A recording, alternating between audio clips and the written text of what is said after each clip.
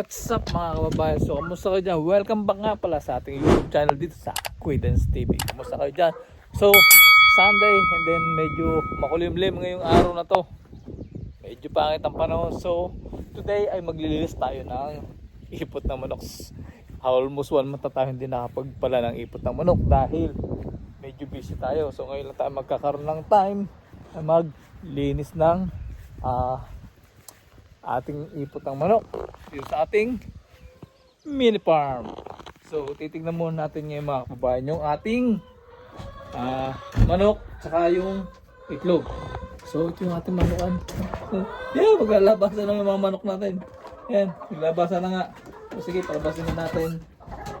So medyo konting linis ang ating linisin natin na konti yung ating manok, ating mini farm. So ito yung itlog nila. Ayan, kita nyo ba? Ayan yung itlog nila, oh. Hindi ko lang kung sa baba. So wala din sa baba. So nandun sa taas yung mga itlog. Hindi ko lang kung ilan. So mamaya harvestin natin. And then syempre maglilis muna tayo ng ating kulungan ng manok.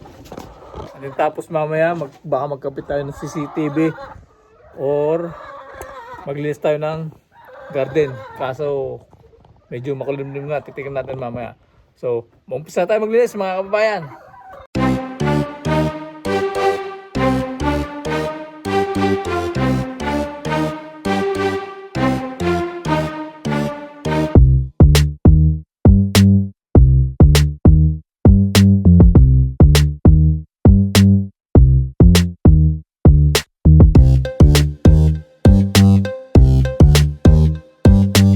Guys, bali hindi pa naman ako tapos.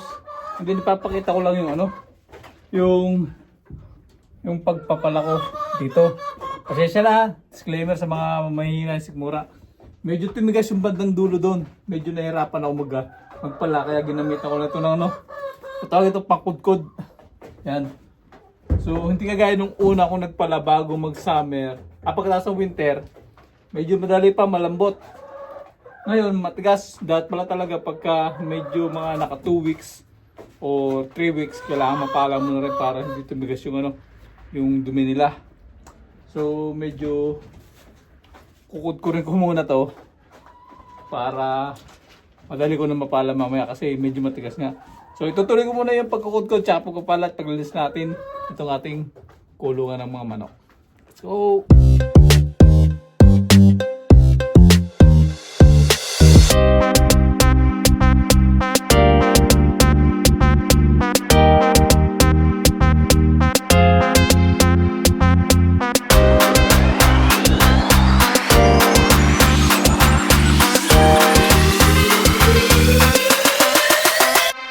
so yun mga kabayan, tapos na tayo magpala ng dumi ng manok.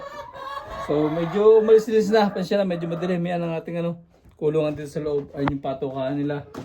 So tignan nyo naman ang ginawa ng mga manok dahil sa sobrang kulit. Kaya kinalat yung mga foam dito sa may upuan. So ngayon, nangyari, yan, natrap sila dito sa loob. Ayan ang mga manok natin. Natrap kayo dito sa loob. Hindi kayo ngayon makalabas kasi ang likod nyo. Di ba? Nasaan na kayo ngayon? Yan, ganyan kasi kakulit yung manok pagkalubas talaga.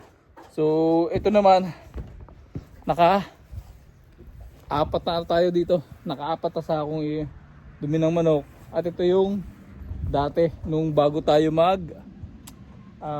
pagkatapos ng winter.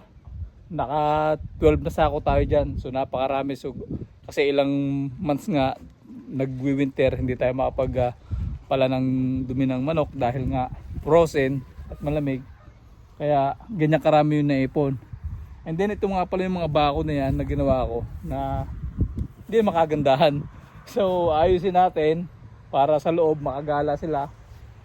At ito haharangan ko, lalagyan ko dito ng pinto. So medyo naabon-abon na ngayong araw na to. And then itong mga sako na pala ko ngayong araw na to, dadalhin ko dun sa malapit sa may puno. And then pagka nakabili tayo ng wagon o na wheelbarrow, yung ibang mga sako na pala natin nakaraan nung winter, ililipat din natin to kasi bumigat na to, naulan na to kasi kaya mabigat na. So bali yun lang muna mga kababayan, at then maglinis pa tayo ng ibang dapat natin gawing araw na to. So yun lang muna mga kababayan, ingat lagi lalo sa ating mga OFW. Salute.